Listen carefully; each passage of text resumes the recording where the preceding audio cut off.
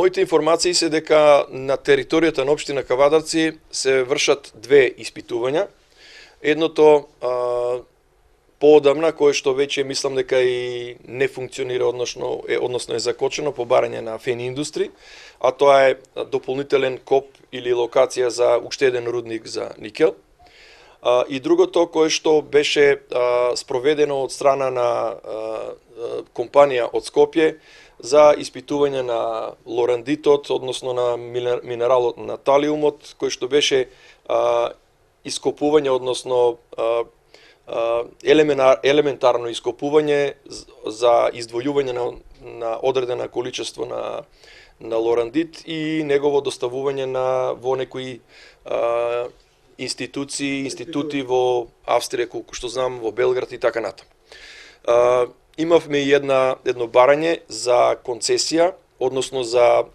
концесија за испитување на територијата, кое што беше во атарот во близина на извориштите Лукар, за кое што ние како локална самоуправа дадовме негативно мислење, независно од тоа дали се работи за злато или за било какви други минерални суровини, нас не интересира ништо. Се она кое што е во заштитната зона на извориштата Лукар е пропратено со негативен одговор од локалната самоуправа, бидејќи таму едноставно пробивање на пат кој што го правеа во изминатиот период ЈП Македонски шуми беше штетно и се одрази штетно врз заматувањето на водата, па камоли да имаме минирање и бушотини и така натаму и така натаму. Така што мислам дека сега за Кавадарци нема потреба од референдуми. И еве, лично би сакал да кажам тоа дека доколку и сега и понатаму има нешто што би ја загрозило животната средина, многу поефикасен и по добар метод е тоа да го блокираме тој пат и да таму нема никој пристап, да минираме некоја карпа и уопште да не се движе никој во тој регион, отколку да одиме на референдум и потоа во зависност од интересот на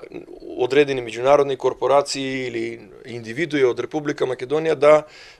се бори некоја концесија, па потоа да се даде рудник, па да се гради топилници и така натаму. Кавадарци и не само Кавадарци, туку и општина Росомо и општина Неготино зависат од извориштата Лукар. Во минатите векови знаеме дека кога водата ја снемувало, изгаснал животот и во тие средновековни и антички населби, така што водата е од екзистенционален карактер и не може да се спореди со други благодети, како што се работни места, отварање на фабрики за топилници и така натаму. Кавадарци е град кој што е на врвот на економскиот развој и не му требаат дополнителни работни места, така што мислам дека од интерес на кавадарчани е да си го задржиме онаа што го имаме и овој процент на невработеност, а не да ствараме идни капацитети во кои што би се вработувале луѓе надвор од општина Кавадарци. Така што, ова е моје само размислување, јас бев и во контакт со градоначалникот од Гевгелија, наков исто има дојдено кај мене да ми презентира што би можело да се случи кога би се случило. Секако дека постапката од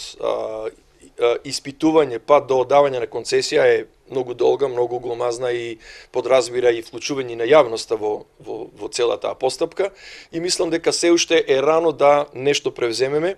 А ви кажав, доколку има нешто што е екстремно, кога нешто што се сака, по секоја цена да се реализира во спротивност на интересите на граѓаните од Кавадарци, има и други методи освен референдум.